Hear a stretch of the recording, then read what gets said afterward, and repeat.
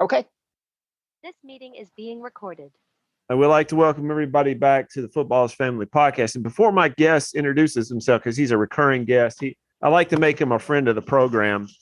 Um, I do ask that if you are listening to the Football's Family Podcast, like and subscribe and give me 5 stars if you can, or 4 stars, depending on what your podcast is.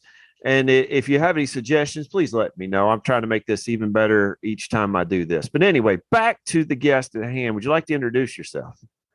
Sure. Yeah. Thanks, Jeremy, for having me on. I'm Kevin Bryant, and I'm the author of Spies on the Sidelines, the high-stakes world of NFL espionage. See, now that is he was on. I think you were on maybe just about a month ago before you. Yeah, a month or two, somewhere around there. And I was just talking to Kevin about this, that his book is on my list to read as soon as I'm done with my first semester of my classes that I'm taking. But we're on specifically for one team, and that is the New England Patriots. Now, Kevin, let me ask you before we go any further. We don't have anything against the Patriots here at the Football's Family Podcast, and you don't either, right? No, as a matter of fact, I don't. I mean, one of the big points of my book is that, hey, you know what? It's not just the Patriots that have a history of doing this stuff. The spying's been going on in the league since its very, very beginning. And the Patriots are just, they're the hot name of the day, but it's been going on for a long time. Well, when you win 6 Super Bowls in 2 decades, which is a lot, yeah. people tend to pay attention to you a little bit more, don't they? And I think that's exactly it. There are teams that have done this in the past with just as egregious attempts at spying as the Patriots have undertaken, but haven't had the same level of success on the field. And when you have a dynasty, you're under that microscope, and that's where the Patriots have found themselves. I say so. There's two in particular: Spygate and Deflategate. But let's go with the most silly to me, Deflategate. Yeah. Now that is silly, but I know there's rules and there are rules there for a reason. Mm-hmm. But to me, the pounds per square inch of a football should not cost you what, draft picks and money? Well, yes, that's exactly right. So that's what it cost them. And it's easy to say that, but let me ask you this, Jeremy. Did you ever play pickup football back in the day with the Nerf football? I did, yes. So how much further can you throw a Nerf football compared to a hard, fully inflated football? You could throw it a lot further, but I mean, we're talking about Tom Brady. Tom Brady is right, but you're talking percentages, right? Because yeah, the right. And another thing is, besides just the distance you can throw it, is the grip. And it becomes really important, especially with a wet ball. Having that little bit of underinflation really, really helps get a better grip to be able to chuck that thing and catch it as well in rainy weather. Well, it was against the Colts, wasn't it? And was it in bad weather? Yeah, it was 2015. I don't remember that particular game. I mean, I think at that point this was a very standard thing that the Patriots, and particularly Tom Brady and the locker room attendant Jim McNally, that they had been allegedly involved in, since it was never proven beyond the shadow of a doubt. But okay, but yeah. Maybe my biggest problem about Deflategate, and if you give us specifics in just a second, my biggest problem about Deflategate is how Roger Goodell chooses to punish teams. Mm-hmm. If you, and all these are awful, if you abuse an animal, which I have 3 dogs, I was just telling you, they're walking around their family, you get suspended. But you bet on a game, was it Calvin Ridley this year is missing the year, but then Deshaun Watson does what he does and he gets out 11 games. What I have a problem with is, how do you weigh one thing is worse than another? And I guess that's just a question. So when they say Deflategate, what do they mean? So, okay. So I'll answer that first and then go back to your other question. So, Deflategate, what does it really mean? Okay, so Deflategate really had been taken, what we really learned with Deflategate, where the Patriots were apparently using Jim McNally, locker room attendant, to what he did was take these balls into the locker room attendant for that AFC championship game and handed them to the referee, right? And the referee inspects these balls, and he's the one who's supposed to walk them out onto the field. What happened, however, is that when the referee went to retrieve the balls and bring them out onto the field, they were missing, right? And at this point, the referee is like, what the heck is going on? He heads out onto the field and he finds that the Patriots already have their balls and they're already warming up. And he's like, oh, well, I'm not sure what happened, but at least I didn't lose the balls, right, for the AFC championship game, because that'd be really embarrassing. So the Colts had brought up this issue that they believe the Patriots were inflating balls before the game. And so the referee, Walt Anderson, he checked the balls before the game, and they were within the minimum PSI, 12.5 pounds per square inch. Well, during the game, the Colts got a hold of one of the balls and they brought it to their sidelines, and the coaches handed it to a referee and said, hey, this ball, it seems underinflated to us. So at halftime, Walt Anderson and a few others measured these balls to see where they were at. And the Patriots balls were significantly underdeflated. They were at an average of 11.3 PSI, one as low as 10.5. So what happened was after they reinflated the game, reinflated the balls, played the rest of the game, Patriots crushed the Colts. After the game, though, NFL security interviewed Jim McNally, the Patriots locker room attendant, about what happened. He admitted to, yes, I took the balls out of the referee's locker room. However, I went straight to the field. Nothing, untowards happened. Now, an investigation took place. They found out that McNally stopped off in a bathroom for 90 seconds. And then Exponent, which is a company that Roger Goodell and the NFL hired to conduct an investigation, checked to see if it was possible to deflate the balls within 90 seconds. And they said, yes, we can. And they also found a whole bunch of text that went on between McNally, Tom Brady, and another individual on the Patriots staff. And it basically made it seem like McNally was receiving autographed footballs and some shoes in exchange for deflating these balls. And the overall consensus by Exponent and ultimately by the lawyer that they hired to look into this, Theodore Wells, was that that most likely that Tom Brady, that the Patriots were involved in this, and that Tom Brady knew what was going on during the scandal. So I think that's Deflategate in summary. Now, to get to the big question, if the punishment behind it. So I would agree with. I mean, I know what you're saying, Jeremy. It gets very frustrating to figure out NFL punishments, right? Because you have something like Deshaun Watson, which most of us just find despicable, what allegedly went on there, right? And he's not out for an entire year, whereas someone who just bet in the NFL is out for an entire year. But what you have to keep in mind is that the NFL, beyond anything else, is concerned with the integrity of the game. Okay. And if you have a person, a coach, a player, an owner who is betting on games and potentially even willing to bet on their own team and to be involved in point shaving or fixing games, that is the NFL's biggest fear. Because at that point,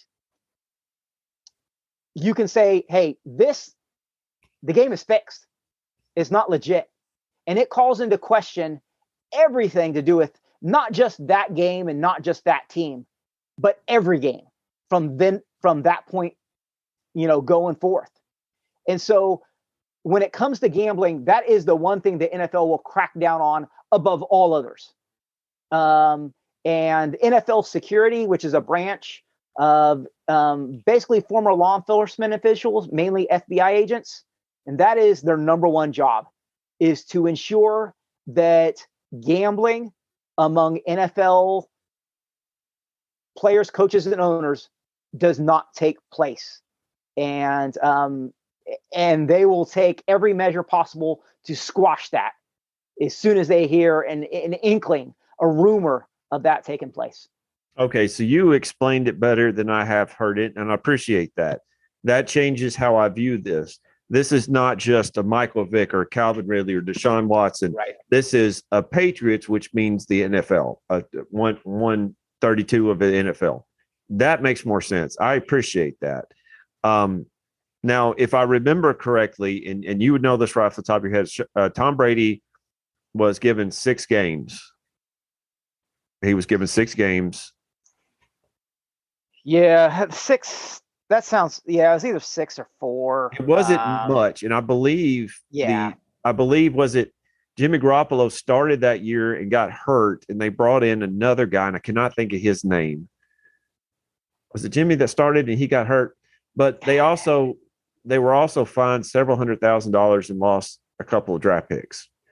So this is not so much against Tom Brady. This was mainly addressed to the NFL, because if Tom Brady's out, then the Patriots don't win as many games. But if I remember correctly as well, they did win the Super Bowl that year. Right, they did. Absolutely. And so this is, an interesting subject, because, you've got the Spygate year that they're winning the Super Bowl. You've got the Deflategate year that they're winning the Super Bowl. So it's extremely frustrating for fans, because they're going, obviously, the NFL, here's the thing with the NFL. We all know that it has an impact, right? Deflategate has an impact. Spygate clearly probably had much more of an impact. Yeah. Taping of other teams' signals. And we can talk about that in a bit. But, and the Patriots are getting a punishment, but surely the thing is, the NFL is never willing to admit that the steps that the acts the Patriots are undertaking, whether it's Spygate, whether it's Deflategate, they go out of their way to say, you know what, there's no proof that anything that happened had a significant impact in a game. So they're basically just saying, you know what, it happened. Yeah, they shouldn't have been doing it, but we can't prove that it impacted anything. And they want to say that because, you know what, the Patriots are winning championships. And sometimes in the years that this stuff is happening. And so to say that this stuff, it does change the outcome of games, is basically saying, yeah, the Patriots cheated their way to a Super Bowl, and the NFL is never going to admit that. So yes, they're punishing the Patriots, but I know a lot of people feel like they haven't punished them enough. And yes, the NFL could surely stop this activity if they were willing to punish them more severely. And perhaps in the case of the Patriots, that needs to take place, because frankly, what I would say is that they're willing to keep on doing what they have been doing in the past.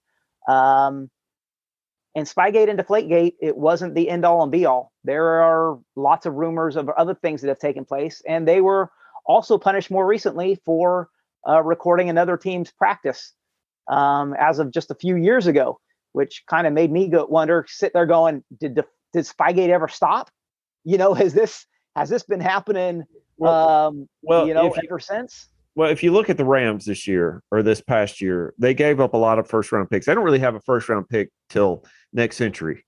Right. But they're willing to give up a first round pick for a Super Bowl. And for me, I would do the same thing. I think that's the way to go. So, and money's not an issue for Robert Kraft. Mm-hmm. What would you give up? What would you say would work? And my dogs are getting into something. I can hear you. So just answer. I'm going to look and see what my Huskies are doing. If y'all have Huskies, you have to constantly be on guard. What would be the punishment that would work to stop them, in your opinion? Yeah, I mean, that's a tough question. I mean, obviously it's gotta be severe enough to make them stop. You know, I think the one thing beyond picks and beyond fines, because you're right, money's not going to affect it. This is Robert Kraft, man. He's a billionaire. He doesn't care. As soon as Belichick got punished and got fined for Spygate, like a month later, Belichick extended his contract a year early and gave him a huge pay increase, right? So Belichick, I mean, it was almost Robert Kraft was just mocking the NFL, saying, yeah, you can try to fine us, but I don't care because I've got all the money in the world, right? So that doesn't work. Losing first round draft picks clearly hasn't worked. It didn't work in Spygate. It doesn't work. It hasn't worked in Deflategate. The one thing that I would say really annoyed Tom Brady that we saw with Deflategate is when you make it so that somebody can't play games. Yeah. Take a season away from a Tom Brady, from a Bill Belichick, and say, you know what? You're out of this for a year. And people are going to start learning some lessons pretty quickly like that. Because I think as we all saw, we saw it with Michael Vick. When you sit out for a certain amount of time and you try to come back and play at that really high level in the NFL, it can be very, very difficult to do. And so, I think if you, especially as a player, man, you take somebody out for a year or two, that's going to send a message real quick that we're not going to tolerate this type of stuff. That is one thing about, again, I see, and I'm glad you described it or you explained it to me. The team and the player. If you could take one player, if you take Tom Brady out for a year, what did we see in 2009? The Patriots were pretty decent with Matt Castle, but they didn't make it to the playoffs. Right. Tom Brady is the difference maker. If he's out, right now, what are the Buccaneers? Right. Well, I mean, look at the salary cap that these top quarterbacks are paid. I mean, some of these quarterbacks are paid, they consume a quarter of an entire team's salary cap. So when you think about, that's what teams assess that they are worth. So you're right. You take out a guy like Brady from a team, and you're taking out a quarter of the value of that team's invested in the players. So. And you still have to pay somebody to back him up. And good gracious, I don't know what they're getting into. But explain to us, while I go into this, Spygate. Yeah, so Spygate. So, I think we all are aware that back in 2007, that the Patriots got in trouble for recording the Jets sideline and recording their signals while they were doing that. So Matt Estrella was the videographer that was caught. And, the NFL found out about it. They find the Patriots a first round draft pick. And I think that's pretty much what everybody knows. But I will say there were quite a few interesting points that I think are a little less well known. And one is that there's really, there's a lack of policy and rules in effect for much of that time. So the taping of signals for the Patriots goes all the way back to the preseason of 2000. Okay, they did this from 2000 all the way up to the first game of 2007 when they were caught.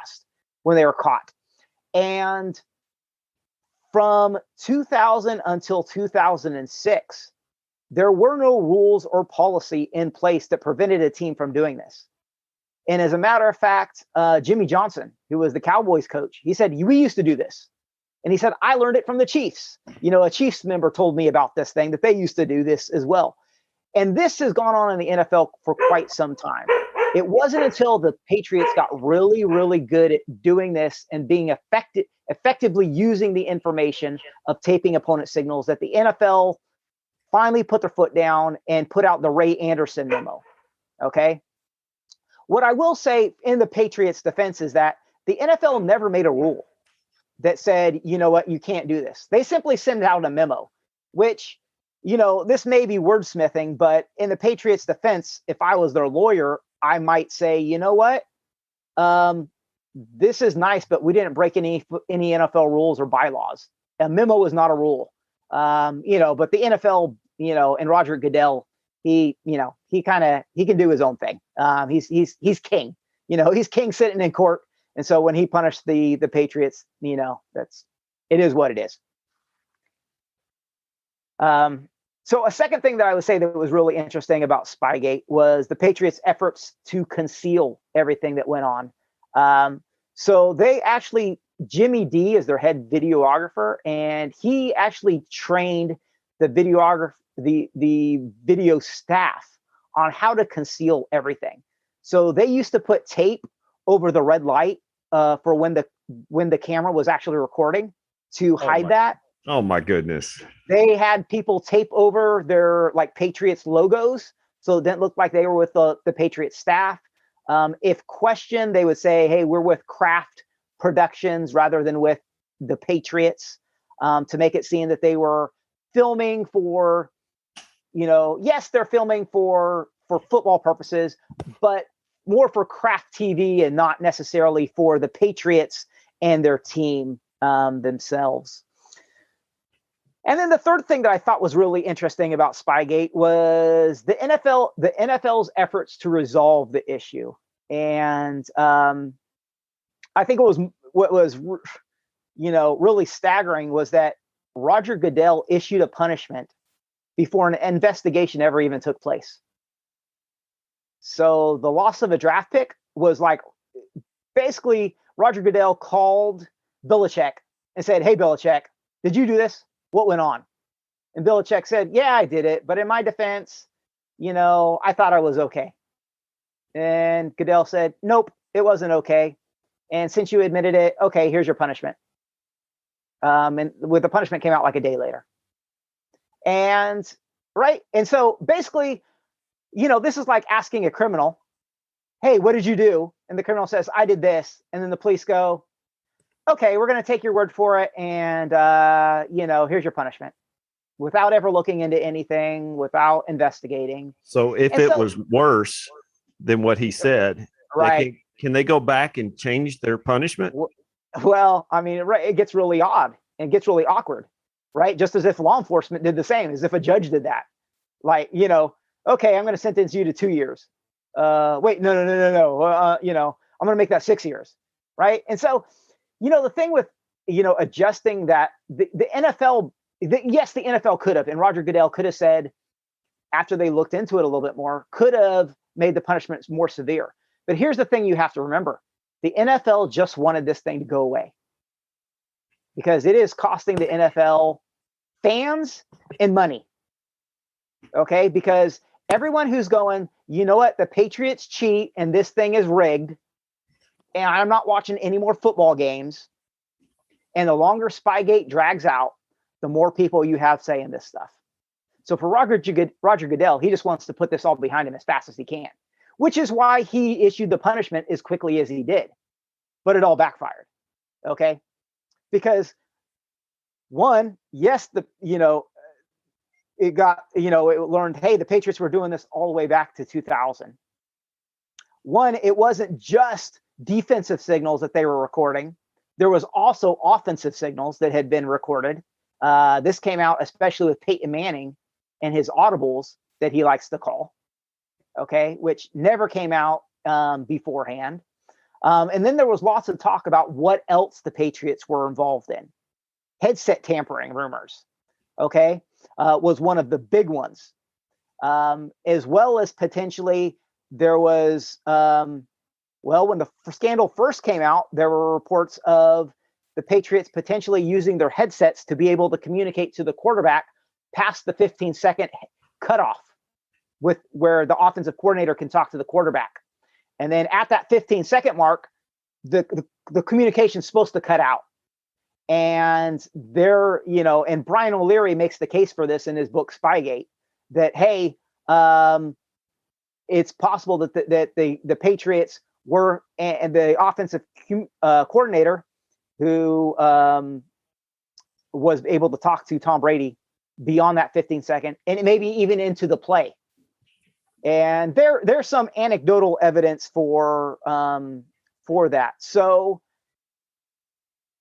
it really, it rubbed a lot of people the wrong way, and it went all the way to up to the Senate. Arlen Specter wanted to do a Senate-wide investigation into the whole matter, and the NFL and Roger Goodell got really scared at that point, and Goodell asked for a lot of coaches to provide written statements saying that the NFL handled everything well. One coach that they requested this from was Mike Martz. And Mike Martz later went on to say that the statement that he provided to the NFL was changed. And he said, by who? I don't know. But he said this, basically he said the statement that I provided them was altered. Okay. So not only are we dealing with more, this is deeper than just Spygate. Right. This is also them going behind and changing people's signatures and words. So, but this is nothing next to the next one. All right, Jeremy? All right. Okay. So Senator Specter. Arlen Specter from Pennsylvania. Arlen Specter. Yep. He has one of his, he wrote about this in his book. He said one of his friends, who's a very powerful, influential individual, who was unnamed, came up to him and said that, hey, if you're willing to let this whole investigation in the Senate and Spygate, looking into Spygate, if you're just willing to let this go, that, it will make it worth your while. So, and that brings into, who is that? Is that the NFL? Is that someone else? Senator? Bribing a senator. Correct. That's right? Kind of federal no, isn't it? Yeah, right. So, but you've got to be able to tie it back, and so, you go through a third party and it's done. And, who can you point the finger at, obviously? And so, it all kind of died right there, and that's about as far as it ever went. But it obviously brought up a lot of questions, and nobody was happy with how the NFL handled Spygate. Which is why when it came to Deflategate, that the NFL came down much harder on the Patriots than they had in the past, because one, Goodell didn't feel like Belichick was completely open, or the Patriots as a whole with Robert Kraft. He didn't like how they handled it. Belichick never apologized like Roger Goodell felt that he had agreed to do. And so, when it came time to, punish them for Deflategate, he took a much tougher stance. And while it was arguably a much smaller thing, for an advantage wise, yeah, that's what I was going to ask you. He punished them more heavily than he did for Spygate. So you think it's not only because it's not only because of what happened before, but this is the Patriots again. And if they did something like that again in the future, it'd be even harder. Yeah, I mean, there's obviously that too, right? So this is strike two. So, there's one, I wasn't happy about about everything that went on with Spygate and what you told me about that. Two, it was strike two, which was obviously a big deal. And by that point, with Deflategate, there was a lot of feelings that were hurt. Robert Kraft just said, hey, I can't put my trust in the NFL anymore. Even though you look at the texts, man, the texts that were out there with Tom Brady and the staff there at the Patriots, they're damning. There's not really a lot of doubt about what went on in my opinion. It's pretty clear. It's in black and white. So, the Patriots, in my opinion, they were just trying to weasel out of it. And they did a lot of things. I mean, they fought this. Tom Brady fought this all the way twice to an appellate court. And in this case, almost the next step was to go to the Supreme Court, which before then, Tom Brady finally said, okay, I'm not going to go to the Supreme Court with this, which, our Supreme Court doesn't have more important matters to address than, whether some footballs were deflated or not. But, that's how far it went. So, I imagine that really annoyed a lot of people in the NFL after there was all this evidence There's videotape of this guy going into the bathroom with the balls. There's the text evidence, and yet the Patriots are still going, we didn't do anything wrong.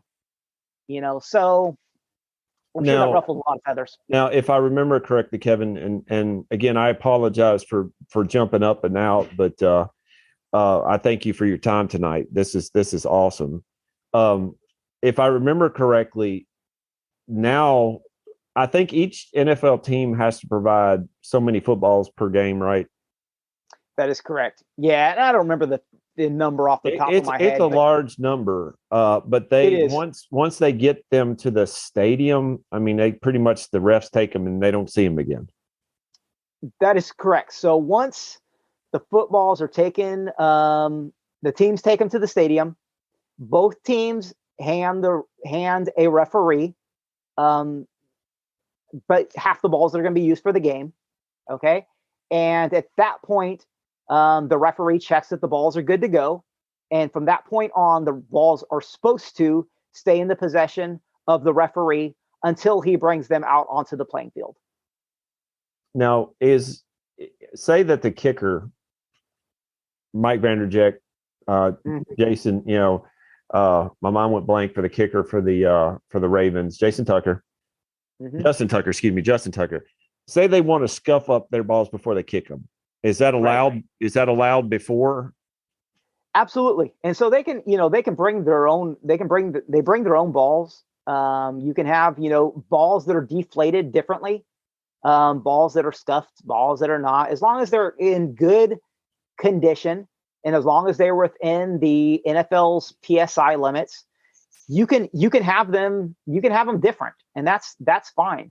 It's simply, what's not okay is to, take them out of the referee's possession after after they've been given to him before the game and until they're brought out on that field. And this is not only covered in your book, but it's covered expertly right now. Where can we buy your book? Yeah, so the book, it's available. Spies on the Sidelines is available online through Amazon, Barnes & Noble, Books A Million, Walmart. You can go on my website, spiesonthesidelines.com. It's got everything about the book and about me, all my social media handles. My Twitter one's up there on the screen for you. And the book's available in hardback, ebook, and audio. And the audiobook's selling for about half the price of all the others right now.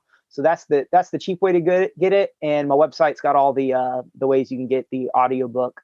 Now, one thing I've enjoyed about audiobooks is I can go through an audiobook in a day.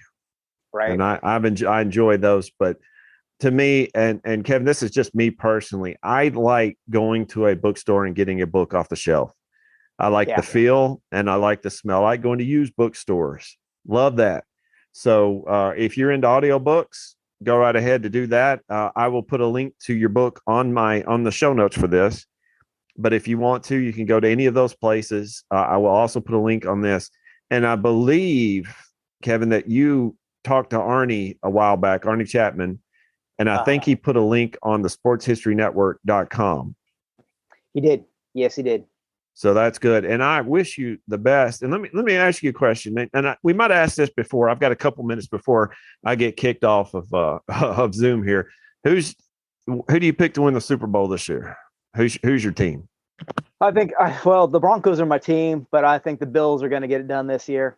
They look so good in preseason. I don't know who can stop them offensively. I mean, honestly, I think their second team's good enough that they tear up most first team defenses. They're ridiculously good. Do you remember the 98 Minnesota Vikings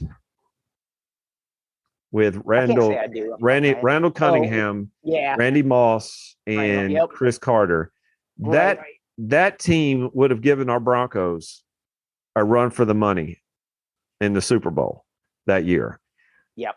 It was the Falcons that ended up beating them. Falcons didn't put up a fight at all. But that team, to me, is Madden-esque. It's like rookie Madden. You're playing against a computer, you put up 100 points.